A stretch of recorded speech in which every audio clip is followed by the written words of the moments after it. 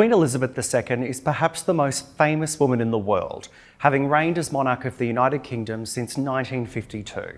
Her Majesty, who's also the sovereign of 15 Commonwealth nations, is instantly recognisable, but she's also notoriously private. So long has she been a fixture in the lives of billions, and so grand is her image and mystique, that there are things people would still be surprised to know. For one, she might not be quite as rich as you'd think, and she doesn't even own her own home.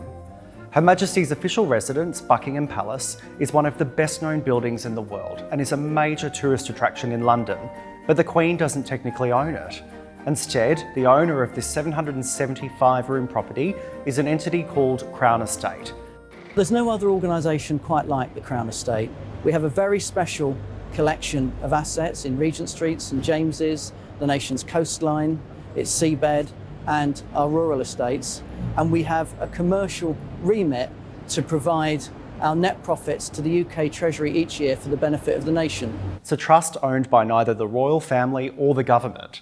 Instead, it becomes the temporary property of the reigning monarch. None of its assets, worth an estimated $19 billion, can ever be sold, but an income can be drawn, and the Queen does, to the tune of $27 million a year.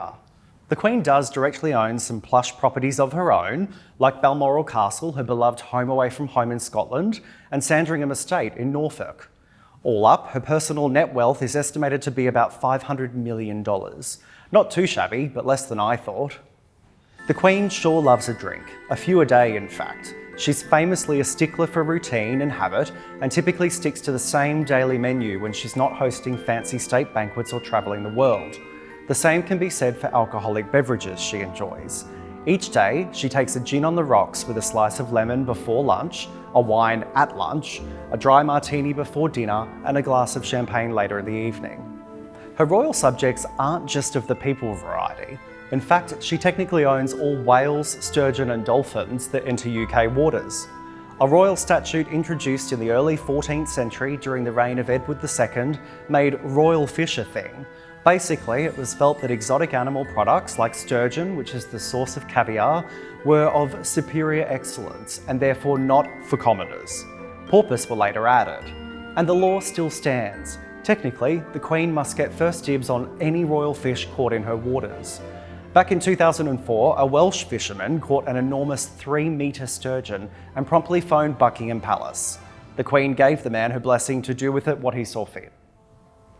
She's super fond of handbags, and for a very useful reason. The Queen uses her handbags to send signals to her staff. She never goes anywhere without a bag, and if during an official event she places it on the table next to her, it's a sign that she wants to leave in the next 5 minutes. She puts it on the floor, she needs rescuing from a dull or awkward conversation.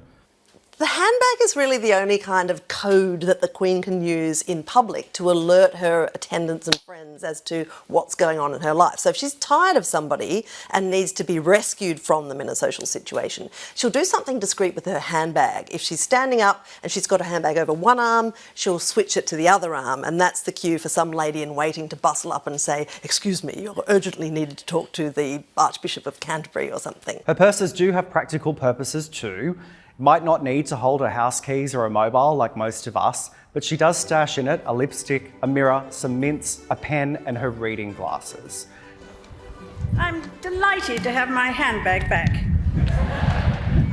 She never carries cash though, except on Sundays when she chucks in a few carefully folded notes for the church collection tray. She did her bit for the war effort. Military service has long been a part of life for nobles, but the Queen was the first woman in the royal family to become a full-time active member of the British Armed Services. In 1945, when she was still Princess Elizabeth, she joined the Auxiliary Territorial Service and trained as a mechanic during World War II.